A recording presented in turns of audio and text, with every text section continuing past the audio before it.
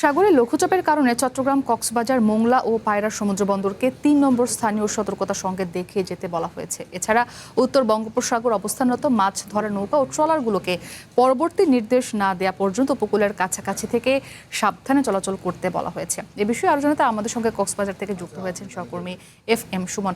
সুমন, জানাবেন যে আজকে কক্সবাজার আবহাওয়া পরিস্থিতি কেমন দেখছেন, আবহাওয়াবিদরা কি বলছেন, এবং এই যে ৩ নম্বর স্থানীয় সতর্কতা সংকেত দেখাতে বলা হয়েছে এবং আজকে সরকারি ছুটির দিন, সমুদ্র সৈকতে পর্যটকদের ভিড় কেমন দেখছেন?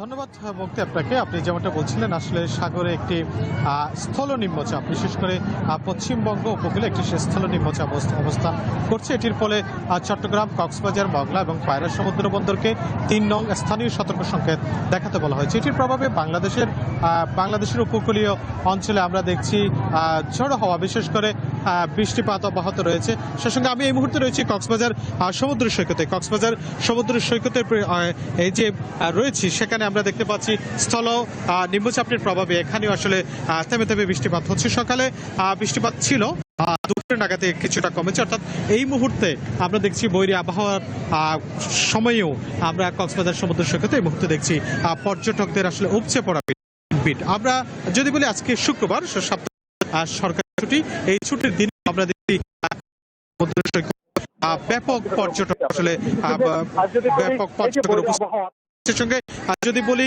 এই যে বৈরী আবহাওয়া অর্থাৎ সতর্ক সংকেত চলছে, এটিতেও আসলে মানুষ এই বৈরী আবহাওয়া উপেক্ষা করে কক্সবাজার আসলে নামছেন, গোসল করছেন। কিন্তু আমরা দেখেছি এখানকার লাইফগার্ড কর্মী থেকে বিচ কর্মী কিংবা টুরিস্ট পুলিশ, তারা বরাবরই সতর্ক করবার চেষ্টা করছে, যেহেতু সতর্ক সংকেত রয়েছে, যারা মাছ সাগরে নামে কিংবা সাগরে গোসল করতে যায় তারা যেন নিরাপদে সরে আসতে পারে। আমি একটু কথা বলতে চাই, আমার সঙ্গে রয়েছেন একজন বিচ কর্মী, তিনি দায়িত্ব পালন করছেন। আমরা একটু তার সাথে যুক্ত করবো। আপনারা কি কি সতর্কতামূলক পদক্ষেপ নিয়েছেন? আসলে আমরা সিসিএফ লাইফগার্ড ৩ বিচে মাত্র ২৭ জন লাইফগার্ড আছি। আর ওভারঅল ধরতে গেলে কিন্তু বর্ষাকালে এরকম হাজারো পর্যটক কিন্তু আসে না। হাতে গোনা কয়েকশো পর্যটক কিন্তু কক্সবাজার সমুদ্র সৈকতে আসতো। এই বছরটা কিন্তু পুরো বছরই পর্যটকদের ভিড়, এবং আমাদের এই ২৭ জন লাইফগার্ড নিয়ে আমাদের হিমশিম খেতে হচ্ছে। আরও এর মধ্যে এই যে বর্ষা মৌসুমে অনেক সমুদ্র উত্তাল থাকার কারণে অনেক গর্ত হয়ে যায় এবং পানির টেন বেড়ে যায়, ঢেউ বড় হয়ে যায়। ঢেউ বড় হয়ে গেলে একজন মানুষের উপর যদি ঢেউটা পড়ে, তার পায়ের হাতের হাড় ভেঙে যাওয়ার সম্ভাবনা থাকে। এর মধ্যে আপনার এই যে লোকজনকে আমরা সতর্কতা করতেছি, তারপরেও যারা মানছেন না নিষেধ, তারা কিন্তু বেশি মাঝখানে যেয়ে গোসল করতেছে।